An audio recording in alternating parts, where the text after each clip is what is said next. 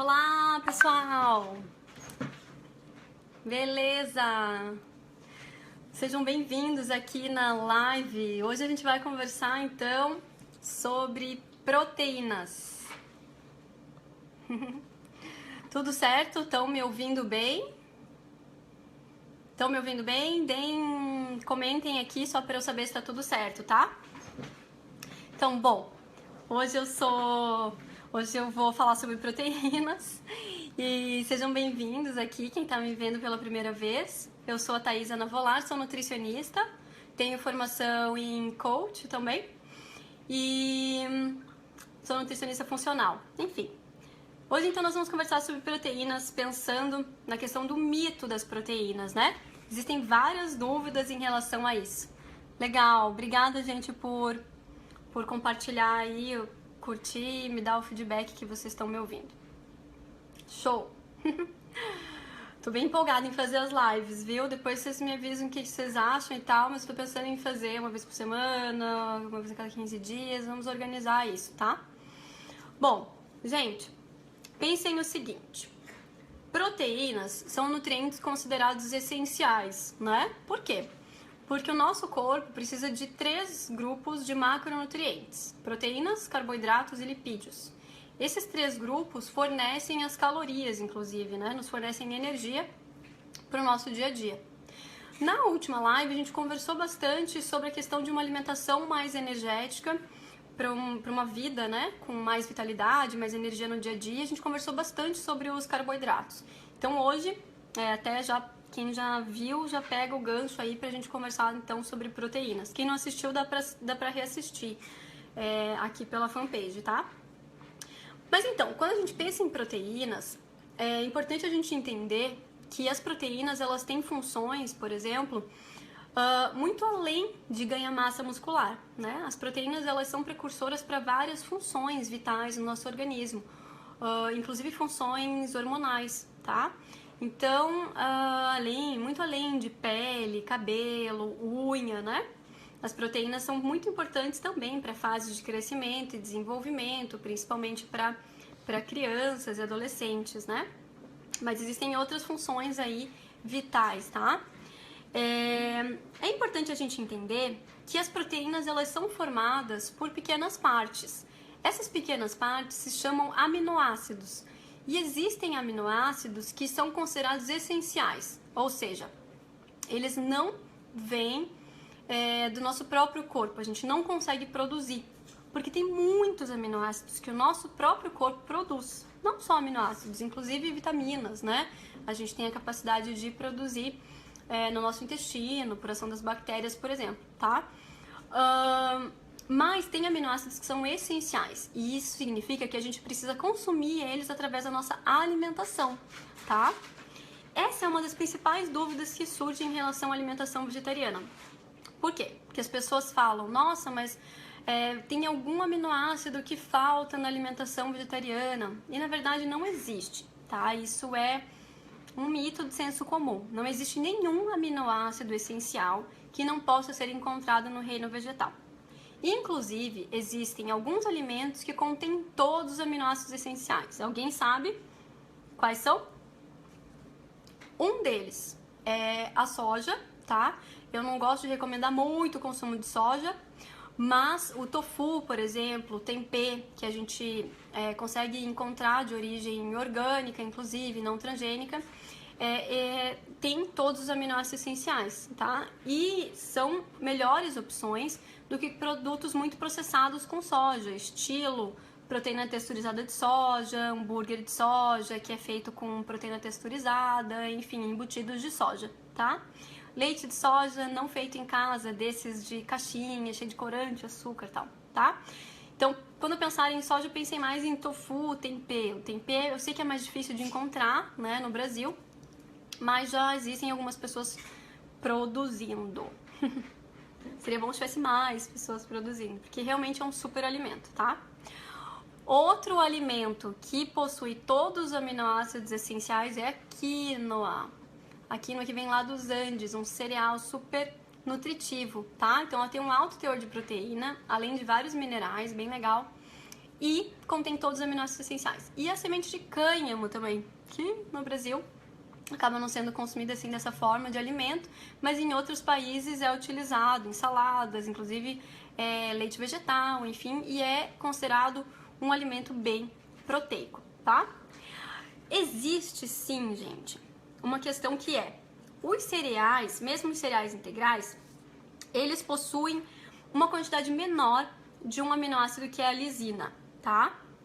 E, em contrapartida, as leguminosas, que é o grupo dos feijões, grão de bico, lentilha, ervilha e tal, tem menos metionina, tá? São 2 aminoácidos. Ai, que legal, tô vendo amigas aqui entrando. Ei, sejam bem-vindas, Jana, Cami, que massa. Então, tem uma quantidade menor desses aminoácidos, mas não significa que não tem, significa que tem um pouco menos, tá? Quando a gente consome, por exemplo, arroz integral com grão de bico, por exemplo, com feijão, com lentilha, a gente tem todos os aminoácidos essenciais, porque o cereal, o arroz no caso, ele tem menos lisina, mas a leguminosa, ela tem bastante lisina. E a mesma coisa serve em relação à metionina, tá? Então eles realmente se completam e aí você vai ter todos os aminoácidos essenciais. Então é um grande mito que eu espero ter esclarecido aqui pra vocês, tá bem? Uma outra coisa importante para a gente pensar é em relação ao colágeno. Eu vejo muitas pessoas agora utilizando o colágeno, pensando na questão dos cosméticos, para a saúde da pele, enfim, porque o colágeno realmente ele é importante para a saúde da nossa pele, para manter, enfim, elasticidade, firmeza, né? Mas a questão é que o colágeno, o nosso corpo produz. A gente não precisa de colágeno via alimento, tá? Então, isso foi mais uma coisa da indústria que criou esse produto para vender. A gente sabe que a maioria dos suplementos, eles são criados para a gente consumir, né? E muitas vezes até artigos científicos em determinadas revistas são muito questionáveis, tá? Porque infelizmente as indústrias pagam para vários pesquisadores fazerem pesquisas que depois você vai ler o artigo e ver que é meio furado. Eu fiz uma pesquisa bem extensa sobre colágeno hidrolisado e estética e não encontrei nenhuma evidência de que realmente traga benefícios, tá? Então, deleta essa história, não gasta dinheiro com colágeno. O colágeno hidrolisado, ele é feito a partir de cartilagens de articulações de bovinos e suínos. Então é uma coisa no mínimo estranha que foi transformada em pó, em suplemento cheio de corante e tal, para vender pra gente. Então não confiem nisso. O colágeno, ele é produzido a partir da nossa alimentação mesmo, uma alimentação saudável.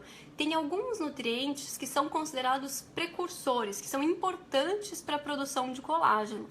Um deles é a vitamina C, tá? Então, o que tem bastante vitamina C? Frutas, principalmente frescas, né?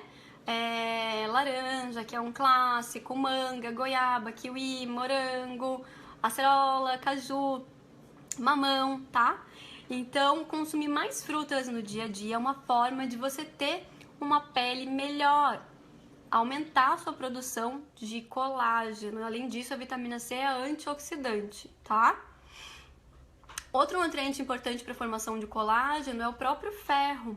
Então, pensar em consumir mais leguminosas, grupo dos feijões e os verdes escuros, que tem uma quantidade importante de ferro, também vai ajudar aí. Existem outros nutrientes, mas daria para falar um tempão só sobre colágeno, né? Mas eu tenho que fazer um recorte aqui para poder abranger esse tema aí com vocês, tá?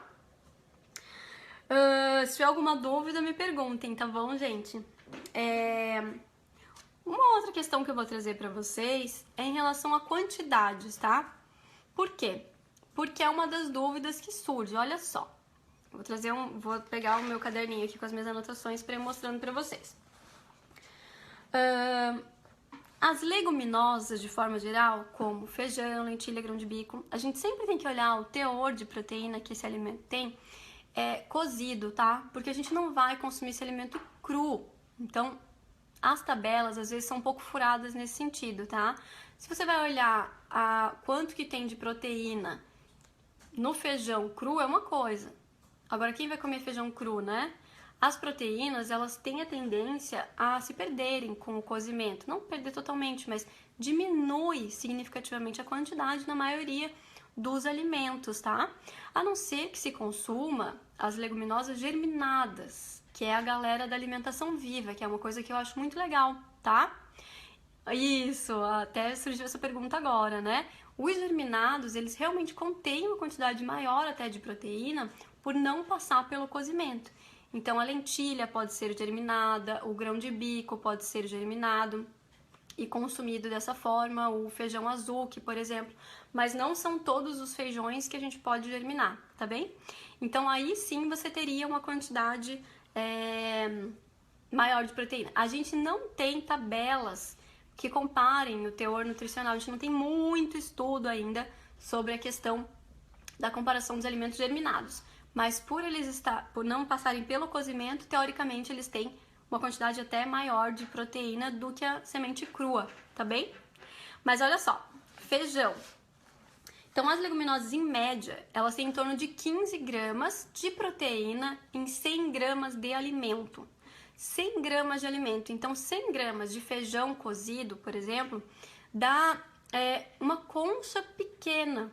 Então, é fácil consumir, tá? Uma concha grande, bem generosa, daquelas bem grandonas, tipo do RU, assim, restaurante universitário, ela chega a ter 200 gramas de feijão, tá? Então, não é difícil da gente consumir essa quantidade.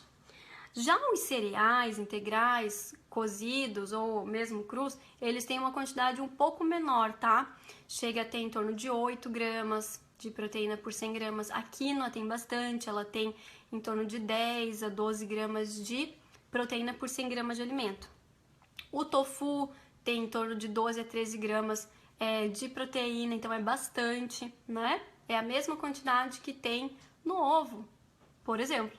Então, o ovo, em 100 gramas de alimento, ele tem 13 gramas de proteína. Então, vejam como quando a gente vai para a literatura, quando a gente vai para uma coisa que é super simples, que é olhar a tabela nutricional de alimentos, a gente percebe que existe mais uma distorção realmente, uma coisa que só fortalece esse mito da proteína e, na verdade, não tem evidência científica, não tem embasamento para dizer que os alimentos vegetais não têm proteína, tá bem? O alimento mais rico vegetariano em proteína é o tempê, mas como eu falei, é difícil encontrar. Ele é um fermentado a partir do grão de soja. Inclusive pode ser feito com outros grãos, tá? Com o grão de bico, já vi. Mas o mais comum é com a soja, é um alimento bem tradicional na Ásia, né?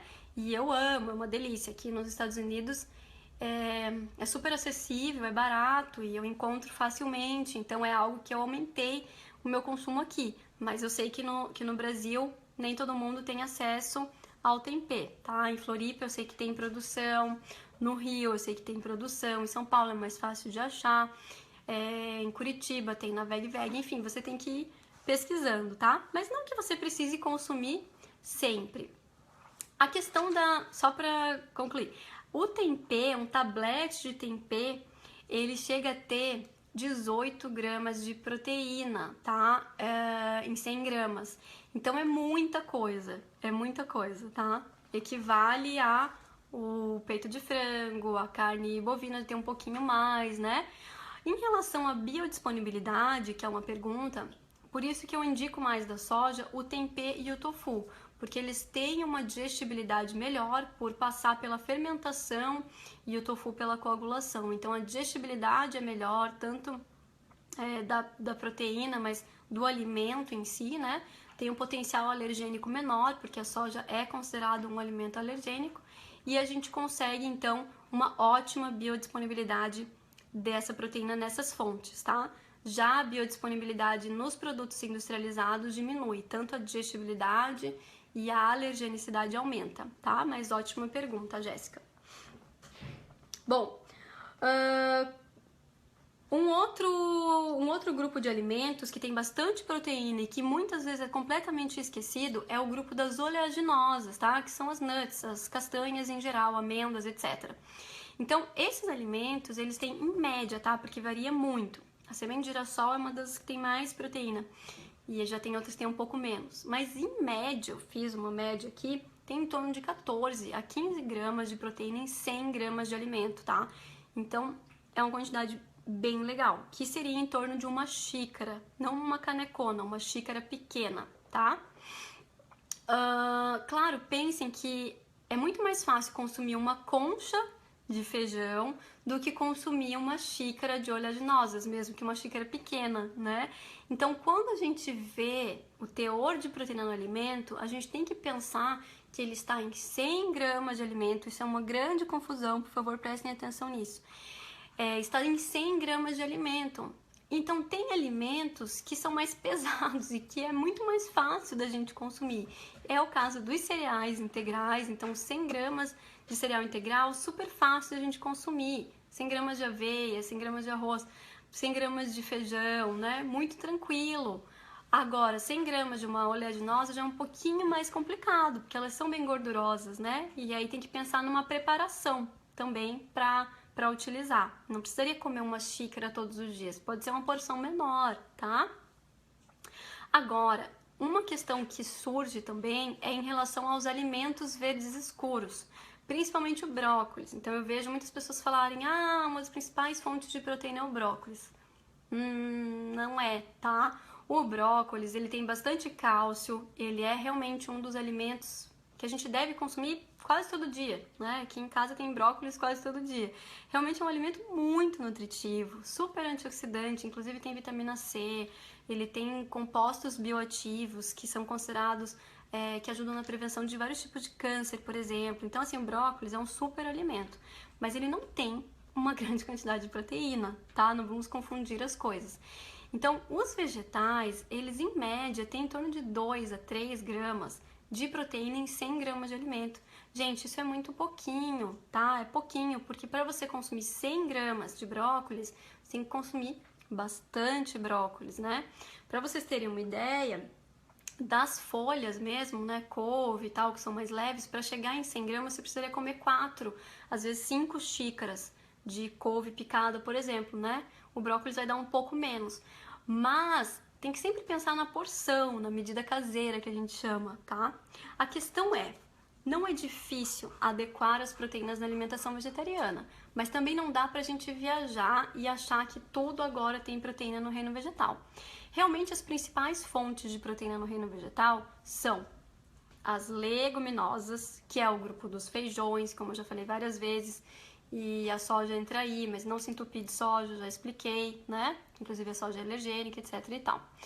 O grupo dos cereais integrais, principalmente a quinoa, que ela tem todos os aminoácidos essenciais, só que eu sei que é um alimento caro, então a gente não precisa comer todo dia, pode comer de vez em quando. Existe a quinoa em flocos também, que pode ser utilizada numa vitamina, num mingau, numa preparação, tá? A aveia, eu já acho de mais baixo custo, né? É fácil de achar, um alimento bem tradicional pra gente e também vai te fornecer um pouco de proteína. E as oleaginosas, elas realmente têm bastante proteína, tá, gente? Então fica fácil de você fazer uma combinação pensando principalmente nesses 3 grupos de alimentos e que vão te fornecer a proteína que você precisa no dia. Olha só, agora eu vou dar um exemplo pra vocês. Um adulto, seguindo as recomendações do nosso Ministério da Saúde, tá? Todas as recomendações, elas são baseadas em adulto de 70 quilos, vamos dizer. É uma média, foi estabelecido dessa forma, tá? A recomendação é de 0,8 gramas de proteína por quilo de peso. Isso vai significar 56 gramas de proteína por dia, tá bem? Se uma pessoa consumir, que é fácil consumir, tá? 2 porções de leguminosas no dia, que dê 200 gramas, que eu já falei que não é difícil, seria uma concha bem grandona, ou uma concha menor no almoço, uma concha maior no jantar. Oi, Renata e Leila, sejam bem-vindas também, que legal, muito bom ter vocês aí assistindo. Então, se um adulto, que, né, considerando um adulto médio, para os padrões, né, mas tem pessoas que pesam muito menos, né? Que são menorzinhas, tipo eu. Não preciso consumir tudo isso de proteína. Então, sempre tem o cálculo individual, tá? Eu tô dando uma média geral aqui. Consumir 2 porções de leguminosas no dia, mais 3 porções a 4 de cereais integrais no dia. não necessariamente sendo a quinoa. Em torno de 4 porções de verduras no dia. E que vai dar mais ou menos as 100 gramas e que vai contar apenas 3 gramas de proteína, fazendo uma média, gente.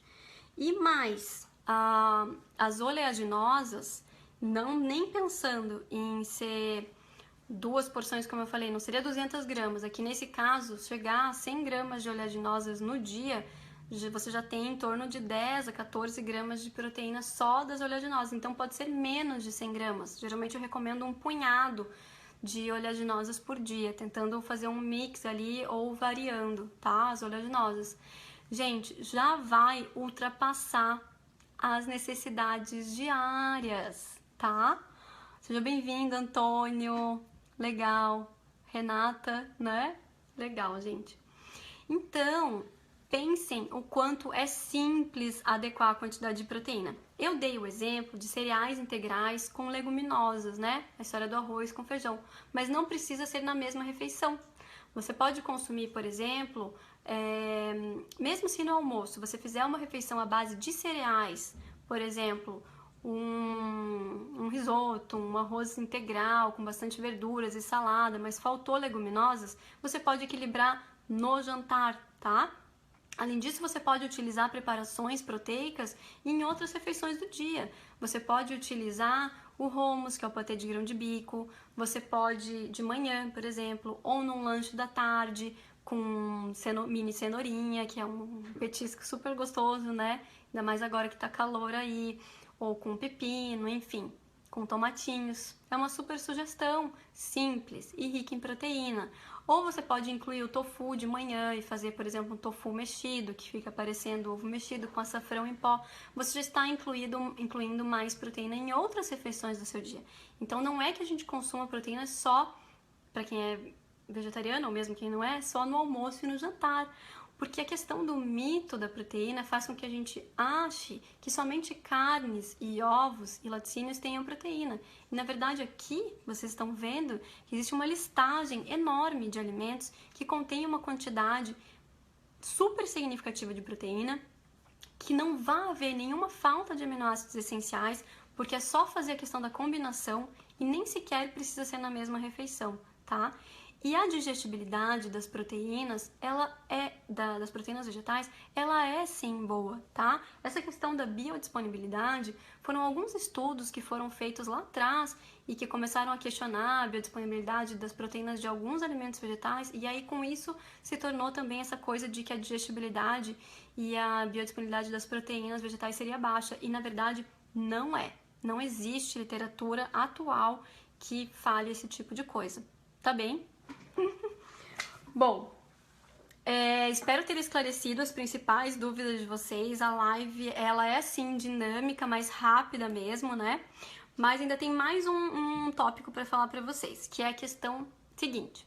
Algumas pessoas devem estar se perguntando, nossa, mas isso é o mínimo de proteína no dia. Não, como eu falei, aqui o cálculo é para um adulto de 70 quilos e vai ultrapassar bastante. Nessa estimativa que eu fiz, chegaria a dar em torno de 70 gramas de proteína no dia, que seria em torno de 1 grama de proteína por quilo de peso, ao invés de 0,8, que é, vamos dizer, o mínimo recomendado.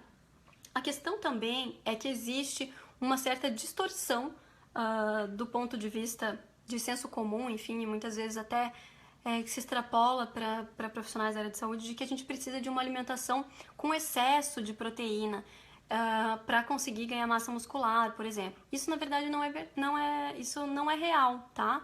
Nós temos muitos atletas veganos, vegetarianos, que têm a base da sua alimentação mais natural, não necessariamente usam uma quantidade grande de suplementos, muitas vezes usam, mas alguns não utilizam, né? E conseguem sim ter um ótimo desempenho, enfim, ganhar massa muscular e, enfim, atingir o seu objetivo desejado. Nós temos até fisiculturistas veganos, não é? Então, realmente vale a pena fazer uma busca nesse sentido e conhecer e descobrir que existem várias pessoas, inclusive, trabalhando com isso hoje em dia, né? E que existem muitas preparações que a gente pode fazer veganas super saborosas e que vão atingir a nossa necessidade de proteína. Bom, uma outra coisa que eu ia falar é o seguinte. Gladys, para quem faz musculação, é exatamente isso que eu tô falando, tá? Algumas pessoas que fazem musculação podem sim receber uma prescrição profissional, no caso, mais pelo nutricionista, né? Que vai fazer o cálculo da sua alimentação diária e avaliar se realmente existe necessidade de fazer o uso de suplementação. Nós já temos no Brasil ótimos suplementos veganos, né? À base de proteínas vegetais, à base de proteína de arroz, de proteína de ervilha, ou misturados, enfim, com sabores bons. Então, isso mudou bastante, né? Eu, como trabalho com isso há muitos anos, não tinha opção, né? Ficava sempre refém de produtos importados ou caros ou com sabor muito ruim, enfim, a gente nem tinha como utilizar. E de uns anos para cá a gente já tem como utilizar esses suplementos realmente quando é necessário. Então não é algo que eu prescrevo para todo mundo, é realmente algo que precisa ser avaliado individualmente pelo profissional que te acompanha, tá? Mas se você não for utilizar algum tipo de suplemento nutricional, proteico, vegano, que inclusive tem estudos mostrando que o resultado, tanto para desempenho quanto ganho de massa, quem comparou, né, comparando pessoas que estavam usando a proteína de arroz, comparando com pessoas que estavam usando whey protein, os resultados foram equivalentes. Então, nós temos respaldo científico para utilizar essas proteínas, inclusive para quem não é vegano, enfim, como uma melhor proteína, tá? Porque ela é menos alergênica e geralmente elas são mais naturais, sem aditivos químicos, sem corantes artificiais, né? Porque já são pessoas que buscam produtos realmente mais naturais. E a gente sabe que tem produtos muito bons por aí, produtos muito ruins por aí. Mas você consegue também ganhar massa muscular, enfim, sem utilizar suplementos, tá? Muitas vezes eu até tiro suplementos de alguns clientes, porque o excesso de proteína ele não é interessante. Então, isso que eu ia falar agora. Obrigada, Débora! Débora, minha colega Nutri de Balneário. Que massa! Tá bem? Então, sempre pensando que, claro que tem que ajustar individualmente, tá? Mas, geralmente, a gente coloca uma quantidade um pouquinho maior de proteína logo depois do treino, né? A história do famoso pós-treino. A gente pode fazer uma live só sobre isso, como fazer pós-treinos para pessoas vegetarianas ou veganas, tá? Mas aí, tentar incluir, por exemplo, oleaginosas no pós-treino, né? Que elas tenham uma quantidade legal de proteínas, ou alguma coisa com leguminosas, não necessariamente o suplemento, tá? O Antônio tá confirmando, né? Seria em torno de 1 grama por quilo de peso. 1 grama por quilo de peso já é para realmente quem tem uma atividade física, uma demanda maior, então isso depende da faixa etária, depende do nível de atividade física, tá? Mas geralmente a recomendação ela fica mesmo mais próxima de 0,8 a 1 grama de proteína por quilo de peso. A minha conduta, e é o que realmente aqui nos Estados Unidos se fala muito disso, nos congressos, enfim, na literatura, que existe um erro mesmo que está sendo cometido em relação a essas dietas da proteína, tá? Dieta Duncan, dieta Atkins, dieta Paleo, enfim, essa coisa de crucificar os carboidratos e colocar tudo no mesmo balaio, como se carboidrato fosse uma coisa só, e não é. Existem carboidratos simples, existem carboidratos complexos, e uma dieta vegana, ela pode ser low carb, mas não tão low carb como esse tipo de dieta à base de proteína de origem animal, que na verdade acabam trazendo sérios prejuízos para a saúde. Essas dietas vão extrapolar muito essa quantidade que eu passei para vocês, de gramas por quilo de peso, e isso é uma loucura, porque isso vai causar sobrecarga renal. Então já recebi vários pacientes com problemas no consultório, que seria um dos problemas mais graves mesmo, né, da sobrecarga de proteína, mais pessoas que estão com a pele detonada, com colesterol altíssimo, porque os alimentos de origem animal naturalmente têm muito colesterol, que chegam com seus exames muito alterados, mas também com muito mau humor, com o intestino destruído, às vezes com o intestino preso, né, ou com muita desbiose intestinal, porque os alimentos de origem animal, eles têm uma dificuldade de digestão muito grande, às vezes levam 2, 3 dias para serem realmente bem digeridos. Então, não vale a pena seguir esse tipo de dieta, né? Essa é a minha conduta, tá bem? Então, muitas vezes a preconização ela é superior, superestimada. E na verdade a gente tem excelentes resultados, mesmo para quem quer fazer musculação, para quem quer ganhar massa muscular. Enfim, tem excelentes resultados no consultório, mas também vendo na literatura e vendo outras pessoas que seguem esse estilo alimentar, que conseguem sim ter um excelente desempenho, mesmo tendo uma alimentação vegetariana estrita, tá? Porque isso está muito mais vinculado ao mito da proteína do que a outra coisa. Está muito mais vinculado a uma falta de informação, porque realmente o que a gente aprende na graduação é um pouco diferente de tudo isso que eu estou trazendo para vocês. Mas quando a gente vai parar para estudar e analisar realmente de forma um pouco mais, talvez consciente, com esse olhar mesmo, né? A gente vai perceber que realmente não tem embasamento científico para justificar essa discussão de que os alimentos vegetais não têm proteína. Isso realmente não tem cabimento. Eu mostrei para vocês uma conta aqui agora, né? E essa conta, ela não só fecha, como ela extrapola as nossas necessidades diárias, tá bem? Alguém perguntou sobre alimentação para crianças, não tenho como falar sobre isso agora, tá? Eu tenho alguns vídeos que estão no YouTube disponibilizados sobre alimentação vegetariana ou vegana na infância, tá? Eu tenho 2 vídeos gravados ali sobre isso, mas a gente também consegue adequar de forma tranquila. Lembrem daí principalmente das leguminosas e dos cereais integrais. As oleaginosas já são incluídas para as crianças com um pouco mais de moderação, tá bem? O que posso comer depois de fazer musculação? A Gladys está perguntando. Então, um dos exemplos que eu dei foram as oleaginosas, né? Então, um punhado de nozes, por exemplo, ou alguma vitamina que vá uma quantidade maior de amêndoas, de castanha de caju, uma preparação com hummus, são ótimas opções proteicas, ou com tofu, um creme de tofu de pós-treino, tá? Aquela receita do tofu mexido, por exemplo, são todas opções excelentes pós-treino. A Débora tá me perguntando, qual é o alimento fonte de proteína vegetal mais consumido aí? Eu acho que sem dúvida é o tofu, tá? Porque aqui tem muito restaurante asiático, eu amo, então a gente vai muito em restaurante indiano, tailandês, da Malásia, que eu nunca tinha ido. Restaurantes maravilhosos e geralmente a opção vegana que eles fazem é com tofu, não é só com vegetais, né? Mas o tempê também é muito consumido, tem bastante e não posso negar para vocês que realmente a história de usar industrializados, embutidos, tipo carne de glúten, que é algo que eu não gosto, que é o seitan, eu não recomendo. Ele até tem uma quantidade legal de proteína, mas ele é 100% glúten, então ele é muito alergênico, a digestão é um pouco mais complicada e eu também não gosto do sabor. Então é algo que eu não consumo e não costumo recomendar. Então aqui também tem muita opção de junk food vegano, então tem que saber escolher. Tá bom, Débora? Tem de tudo. Eu acho que tem mais opções veganas saudáveis aqui do que no Brasil, infelizmente. Por mais que o norte-americano consuma muita junk food, pelo menos em Nova York e na Califórnia, o movimento de orgânico, de alimento natural é enorme. Então, realmente, tem muita opção. Eu fico maravilhada. Milena, já ouvi falar que quem tem histórico de câncer na família não pode consumir soja, é verdade? Não, tá? Não é verdade. A questão da soja é mais a questão da alergia alimentar, que realmente algumas pessoas têm alergia à soja e aí tem que cuidar, quem já tem tendência alérgica, principalmente em crianças e bebês, tá? Mas existem alguns estudos que relacionam o consumo de soja na prevenção de câncer de mama e outros que relacionam o excesso de isoflavona ao câncer de mama. Então, a isoflavona, ela é da soja, mas como se fosse assim, o composto isolado, né? E a gente sabe que compostos isolados, eles não têm o mesmo resultado do que consumir o alimento.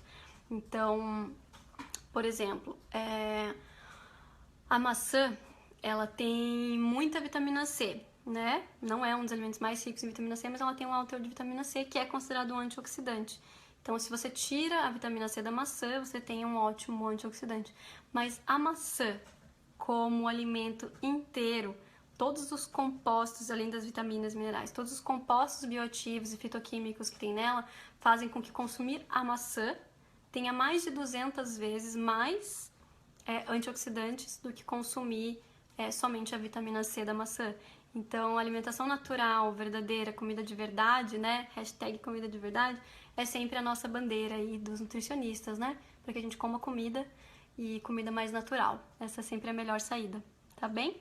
Então, essa coisa tem vários mitos em torno da soja. Então, não precisa comer sempre, mas evitar os alimentos mais industrializados, tá? Gente, eu vou responder mais 1 ou 2 perguntinhas e aí a gente deixa os outros temas para uma próxima live, tá? Se eu como 3 ovos por semana e às vezes queijo, ainda preciso suplementar B12? Ah, tá. Joel, obrigada pela pergunta, tá? Eu vou responder bem rápido porque eu acho que eu vou fazer a próxima live sobre B12. O que vocês acham? Porque é sempre um assunto que gera bastante dúvida. Escrevam aqui pra mim o que vocês acham desse tema. Ou sugiram aqui, podem sugerir aqui pra mim algum outro tema. Que a gente pode fazer uma live na semana que vem ou na outra sobre algum outro tema, tá? Sim, tá? Você pode ser, Joel, que você já precise suplementar B12, sendo vegetariano, mesmo ovolacto vegetariano. Na verdade, a suplementação de B12 ela tem que ser definida de forma individual. E isso tem muito mais a ver com o metabolismo de cada um, porque você pode ter um estoque de B12 melhor que outras pessoas, melhor inclusive de quem come carne. Pode ser que você tenha um estoque ruim, pode ser que você tenha uma alta demanda de B12 por outros fatores metabólicos. Pode ser que a tua absorção de B12 seja muito boa, pode ser que a tua absorção seja ruim. Isso depende de muitos fatores. Então, tudo definitivamente é individual. A gente não pode tirar a dieta de gaveta ou tirar a prescrição de gaveta, tá? Isso seria muito perigoso.